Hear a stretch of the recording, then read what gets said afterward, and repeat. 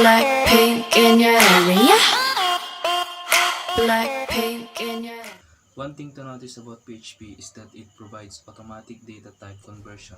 So if you assign an integer to value to a variable, the type of that variable will automatically to be an integer. Then if you assign a string to the same variable, the type will change to a string.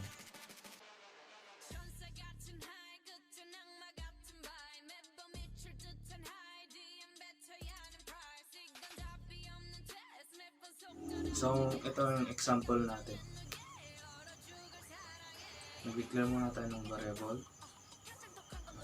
Variable x equals to 599 and semicolon. Then var dump is int. Tapos, return natin yung value ng basta variable x. Then, run the file. Yung makikita natin sa local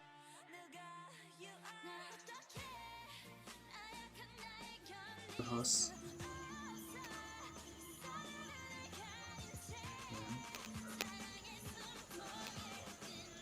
Makikita yung bool is true. So, yeah.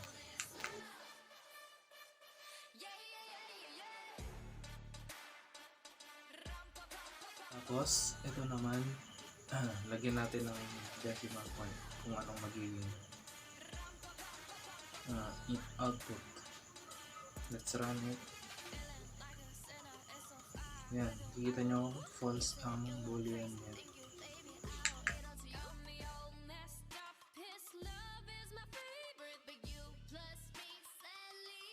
Pag-usapan natin ng PHP constants. A constant is an identifier or name for a simple value. The value cannot be changed during the step.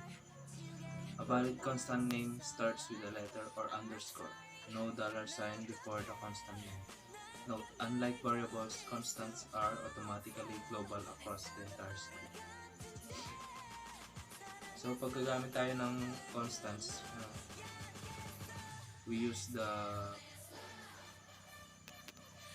function define. So, yun. So, take natin yung example na to. Go to your text editor and try natin yung define function.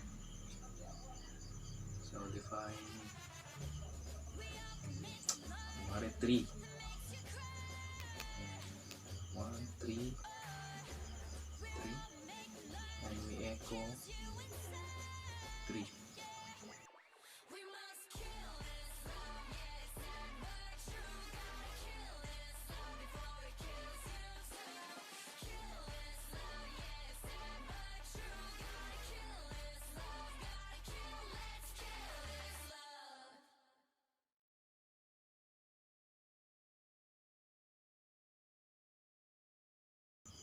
And after that, we run it ng localhost. So, makikita natin ngayon 3 yung lumalabas sa ating output. So, ganun lang kasimple.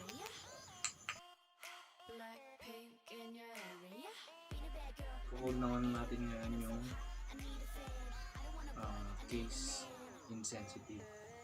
So, dadagdagan lang natin ng true yung code natin. True. Tapos, i-run na natin yung program.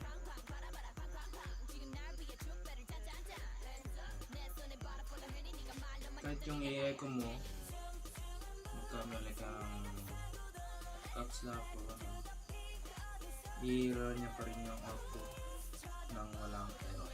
Ganun lang. An array stores multiple values in one single variable. For example, variable cars is equals to array Volvo, BMW, Toyota, and it will echo like I like that variable cars 0, which is the position of the array, then cars 1, cars 2, and so on. So let's take an example about array. Let's declare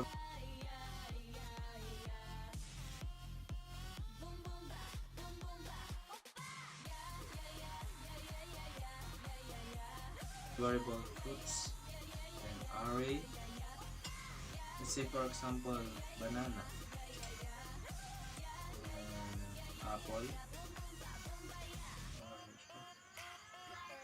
then orange, then echo. I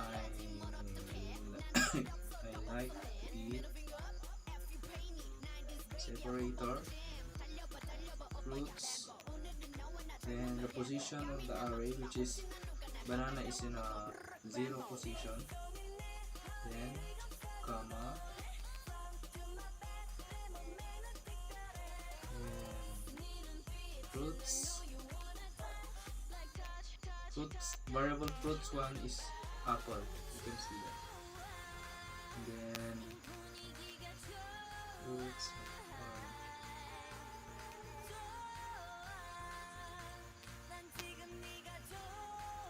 there you go. Go to PHP sorting arrays. PHP sort function for arrays. In this chapter, we'll go through the following array sort functions. One is sort function, sort arrays in ascending order. R sort function, sort arrays in descending order. A sort associative arrays in descending order according to the value. So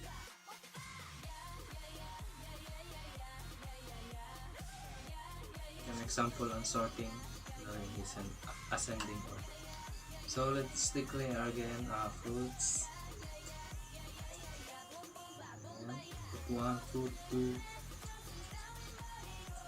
fruit 3, 4. Then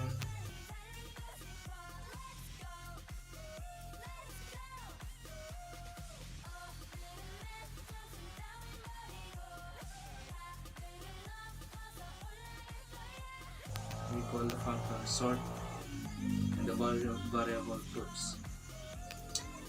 And in this, we declare a variable f length is equals to count fruits.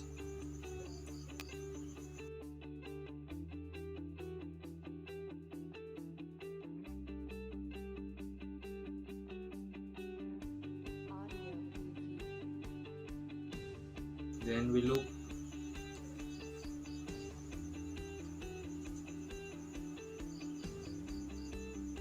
fruits. Then we run.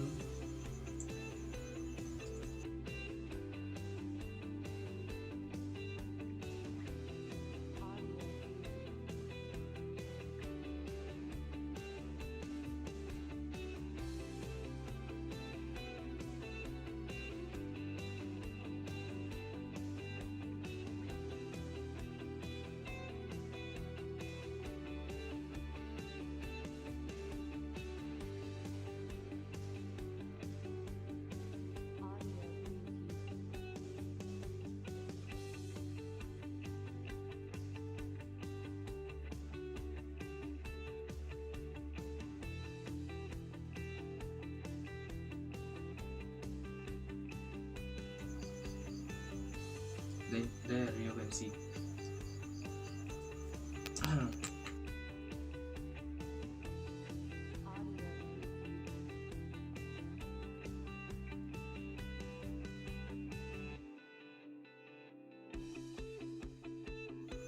Then we go to form handling. With the previous code, we just palitan lang natin yung sort ng R sort. Ganun lang. Tapos i-run natin yung code. Tapos yun lang. Punta naman tayo ngayon sa form handling.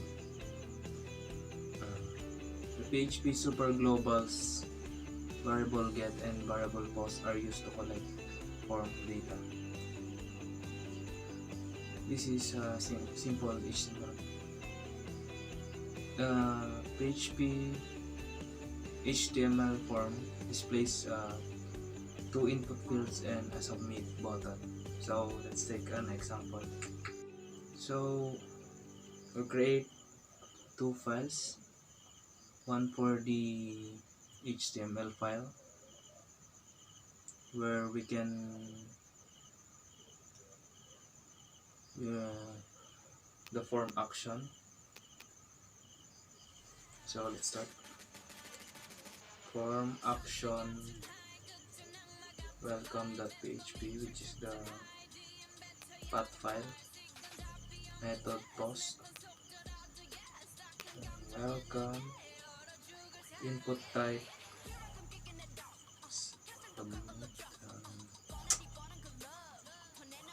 then let's go to welcome.php.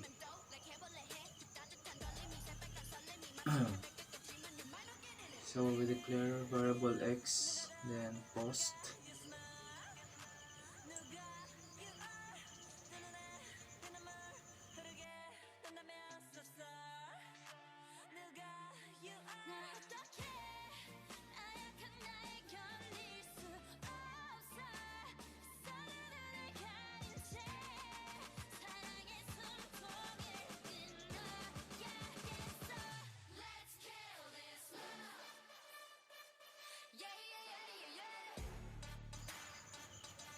the post here is the name of the input type text, which is numeral. So if is set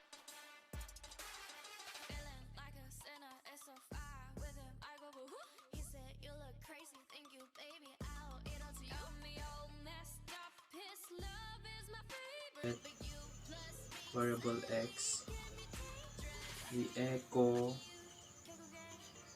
welcome separator dot and x. Let's run it. So import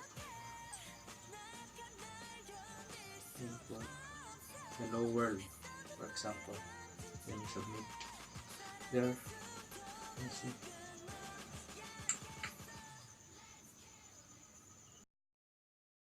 PHP syntax. It means PHP script can be placed anywhere in the document.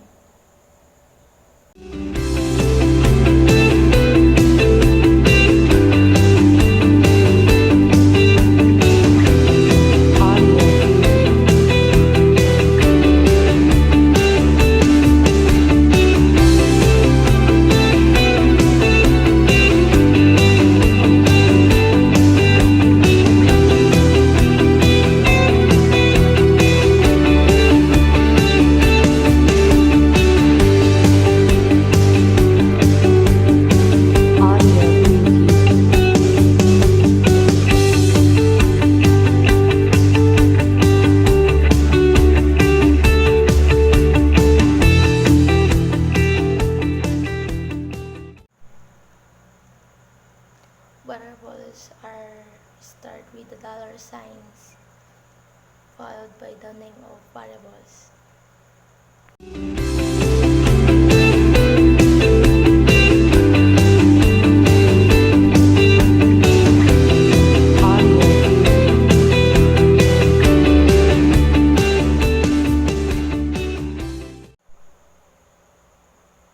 Operators are used to perform operation on variables and values.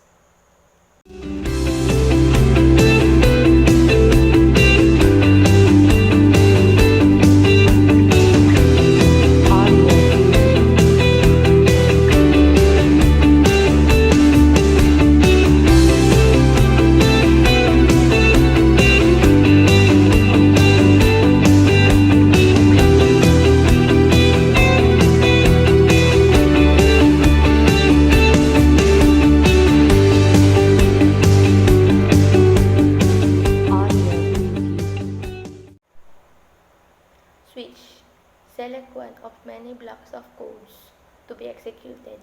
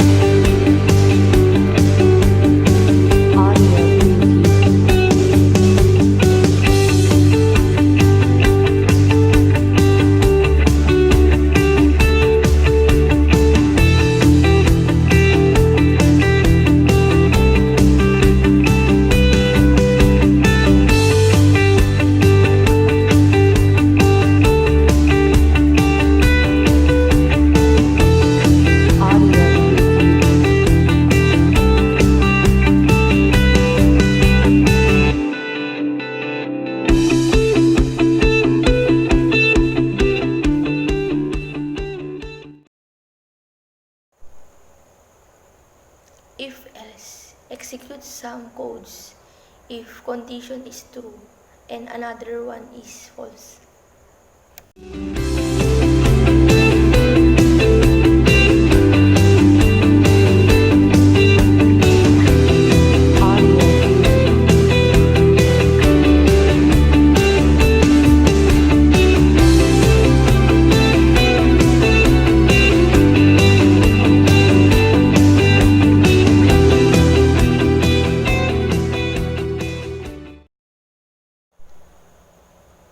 If statement executes some codes if one condition is true.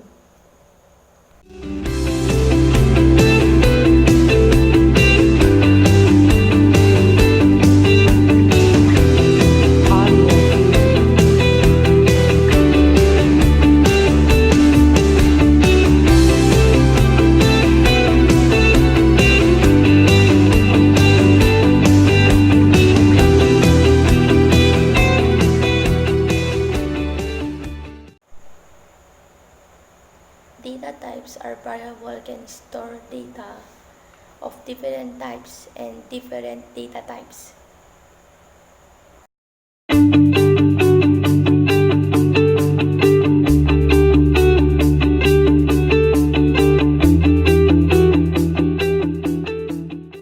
Comment in a PHP code is a line that is not executed as part of the program.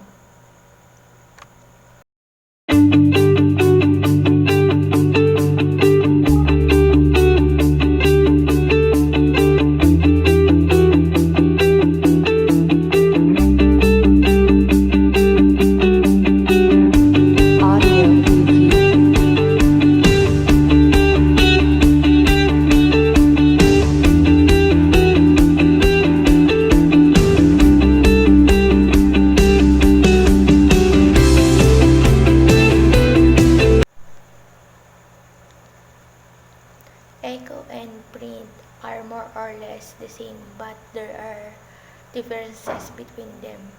Echo has no return value and print has return value.